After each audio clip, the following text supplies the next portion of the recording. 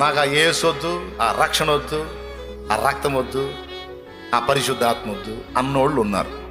నేను చూశాను. ఒక ఆమె పెద్ద 60 సంవత్సరాల వయసు ఆమెకి. ఆమె అంటుంది, చాలా సంవత్సరాలు ఆమె విశ్వాసిగా కొనసాగిన మనిషి ఇప్పుడు నాకు యేసు వద్దు, ఆయన రక్తం వద్దు, ఆయన ఆత్మ వద్దు అన్నది. అంటే ఇలాంటి వాళ్ళు ఉంటారా అంటే ఉంటారు అని లేఖనం సాక్ష్యం ఇస్తుంది. కృపకు మూలమగు ఆత్మను తిరస్కరిస్తారట. తాము పరిశుద్ధపరచబడుటకు సాధనమైన నిబంధన రక్తమును అపవిత్రమైనది ఎంచుతారట. మనుష్య కుమారుని పాదములతో తొక్కుతారట, బాహాటముగా సిలువ వేస్తారట. ఇది మరణకరమైన పాపము. యోహాను అందించినటువంటి మాట ఇదిగో దీనిని గూర్చి.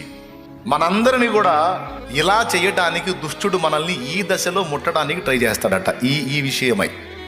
అయితే దేవుని మూలముగా పుట్టిన వానిలో ఆయన అక్షయ బీజము నిలుచును గనుక వాడు పాపము చేయడు అన్నాడు. ఏ పాపము? యేసును విసర్జించే పాపం.